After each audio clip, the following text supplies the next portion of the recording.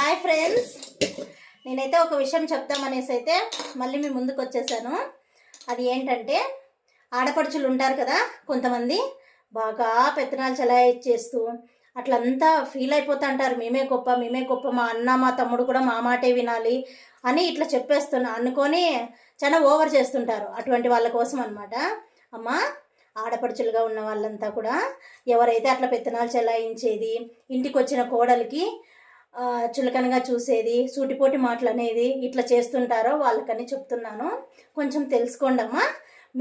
మీరు ఒకరింటికి కోడలుగా వెళ్ళినాక మీ భర్త, పిల్లలు, మీ కుటుంబానికి సంబంధించి మీరు ఇది చేసుకోండి.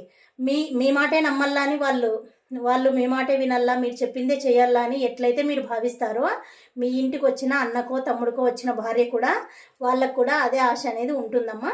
ఎవరి కుటుంబాన్ని వాళ్ళు చక్కదిద్దుకుంటే మంచిగా కొనసాగుతాయి కాపురాలు అనేటివి. అట్లా కాకోకుండా నేను పెత్తనం చెలాయిస్తా, నేను ఇది చేస్తా అని ఇట్లా చేసేద్దంటమ్మా. ఇది ఎందుకు చెప్తున్నానంటే, మా కుటుంబంలోనే ఒకటి జరిగిందనమాట. మా నాన్న వాళ్ళ అక్క ఉంది. అవి రీసెంట్గానే వాళ్ళ అమ్మ చనిపోయినప్పుడు ఏమైందంటే, తమ్ముడిని బాగా ఇన్ఫ్లుయెన్స్ చేసేదనమాట. ఎంత ఇన్ఫ్లుయెన్స్ అంటే, ఆమె మళ్ళీ వద్దులే ఇంక అవన్నీ చెప్పకూడదు, కానీ లైట్గా అయితే ఒకటి చెప్తాను. వాళ్ళ అమ్మ చనిపోతే ఆ ఉన్న ఇల్లు కానీ, డబ్బు కానీ, గోల్డ్ కానీ అంతా ఆమెకి ఇచ్చేసేయాలంట. నువ్వేం నీ బిడ్డకి పనిచేయగా, నీ బిడ్డకి ఇచ్చాక నువ్వు నా దగ్గరే పెట్టేసే అంతా తమ్ముడు, నీకు బాగలేనప్పుడు ఒక 50,000 1,00,000 ఇస్తానని చెప్పిందంటమాట. అట్లాంటప్పుడు అది తమ్ముడికి పెళ్ళి ఎందుకు చేయాలి? అంతే కదా ఫ్రెండ్స్.